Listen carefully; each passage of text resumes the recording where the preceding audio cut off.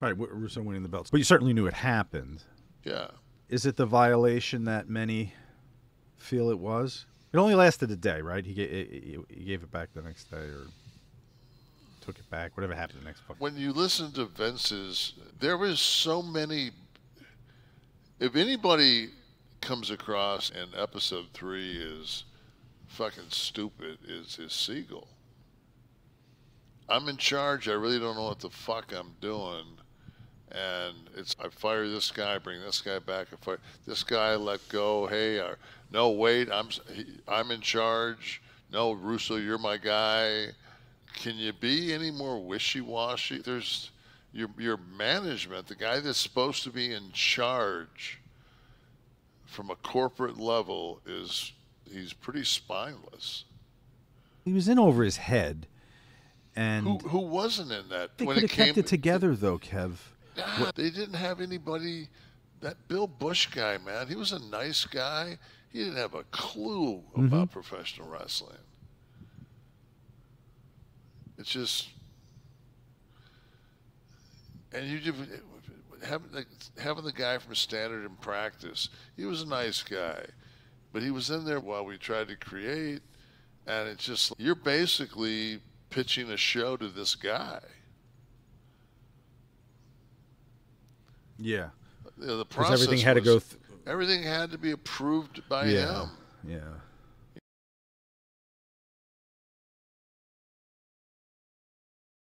And Siegel then, too, right? Siegel too. No. Siegel didn't have. I never saw Siegel. He didn't show up at events. I'm not talking about who gets the title. I'm talking about personnel stuff. If you wanted to bring somebody over. I never had any say-so in any of that shit.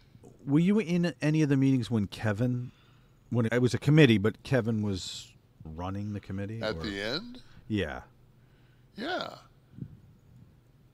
What was the tone? What was the difference in tone creatively from when I can't believe that we watch a television show that's supposed to be produced by it's $7 is producing this, and you make reference to the mid-card guys aren't being used, and Benoit leaves once Sullivan gets the book back, but nobody makes reference to the fact that Benoit is now involved with Sullivan's ex.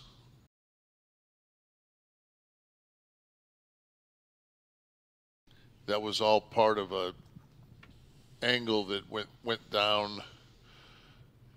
It's to me, there's so many. I sit and I watch and I go, yeah, but there's so many things that are just missing. It's fucking. I think it's. I thought this was going to be good. I think this is fucking rotten. I didn't even. I haven't.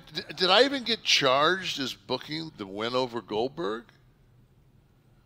Because that was the Death of WCW book has me beating Goldberg on the front, and Bill's book says that I think that all that shit was already put to rest before they made this thing. They didn't say that in this show. I know, because it did. When they looked at it time-wise, it didn't line up, and it was all bullshit.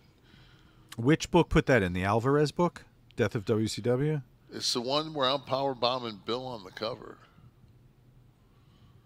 Okay, no, I don't think it's that. I think it's something Nitro something in the cover. I think Alvarez's book has Eric on the cover, if I recall. But so okay, Dom says Guy Evans.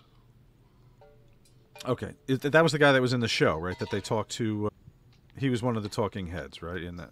That's it, Nitro. That's what I thought. Okay, yeah, it's called Nitro. All right. Do the Art fucking Goldberg. Do the arch. Do the arch, Bubba. That might be Sheik taking the photo there, if that's not it. Do the arch. I give you the power bomb. He's 1, 2, 3. doing the arch, and you got a face full of sack. There is just no. Yeah, and that's the toughest thing about that power bomb. He kicked down on 2.5. Toughest thing about that fucking power bomb, man. You need balls in the face almost every night.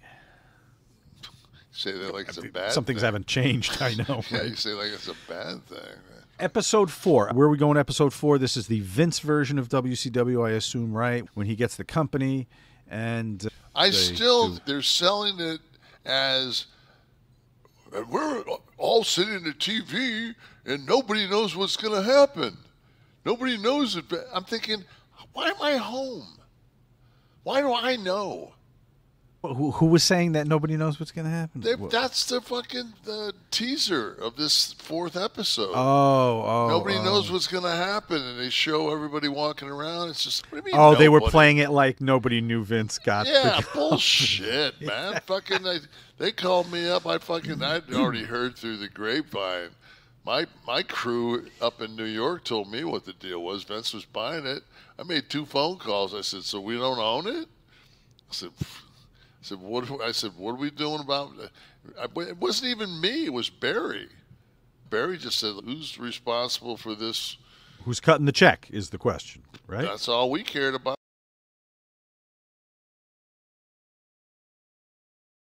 Didn't really give 2 fucks, so I was on the Club La Vila last shot.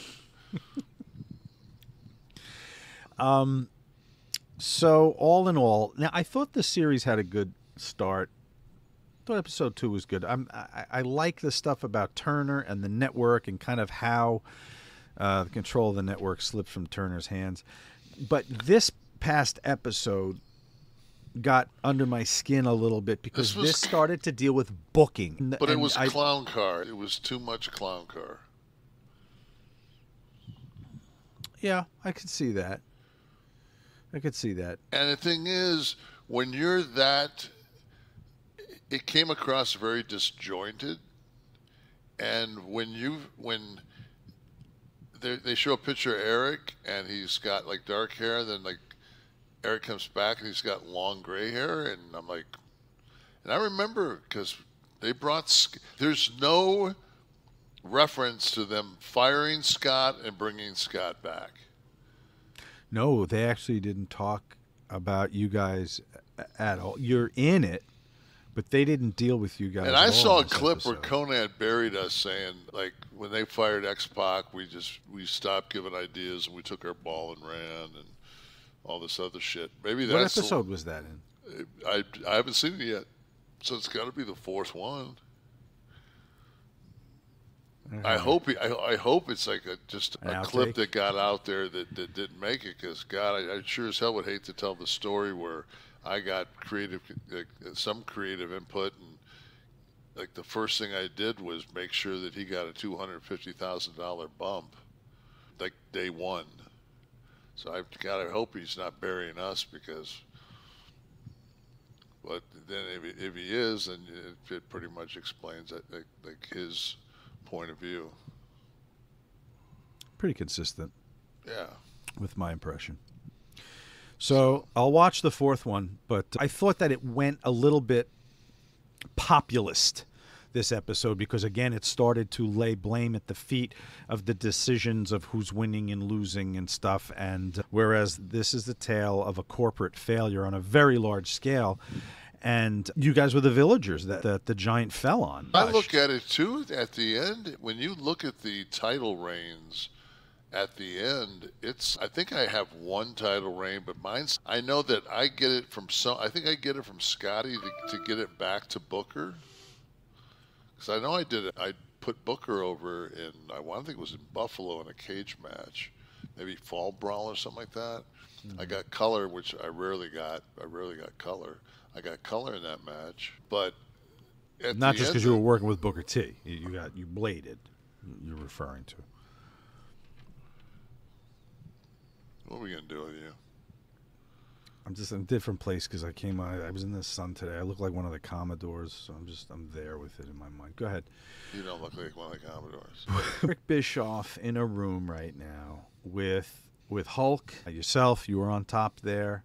Maybe Rick, Sting, Steve, right? You have him there. So guys that were all at the top in the good when it was riding high, when you were doing your 83 weeks. And I asked everybody at that round table, why didn't WCW work? Would I get the same answer from everybody, do you think? I think I know, because of this documentary and knowing Eric, I know what Eric's answer would be, which is very similar to yours because it has to do with. And there's so few people that, unless you were on that level, which I know Hulk and Eric were. Mhm.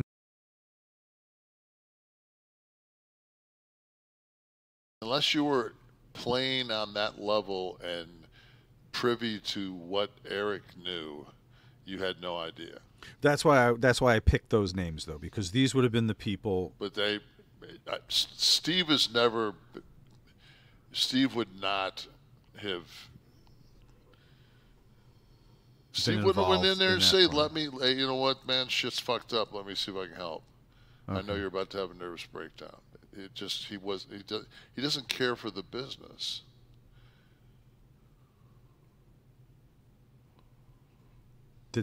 Was that ever problematic for you? Because you guys loved the business. Did you see that indifference as disrespect, or no, God, did you no. respect it? Okay. I respect. I almost fucking looked at it as an admiration because he. All right. Very good. So that was episode 3. Episode 4 we'll talk about next week. See what. But happens. I look at it and I say, if anybody, like Eric takes the worst beating, and Eric.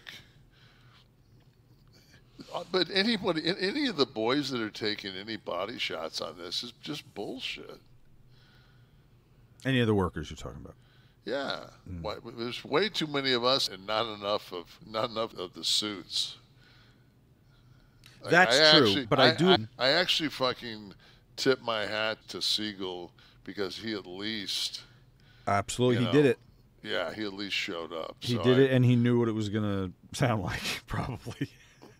And he actually, but at the same time, his off-Broadway Truman Capote show drew numbers he has never seen before. Exactly. And we were able to bring up, now I can't even think of his name again. Philip Seymour Hoffman? No, the old comedian we fucking brought Jack up. Benny. I'm on it. Jack Benny.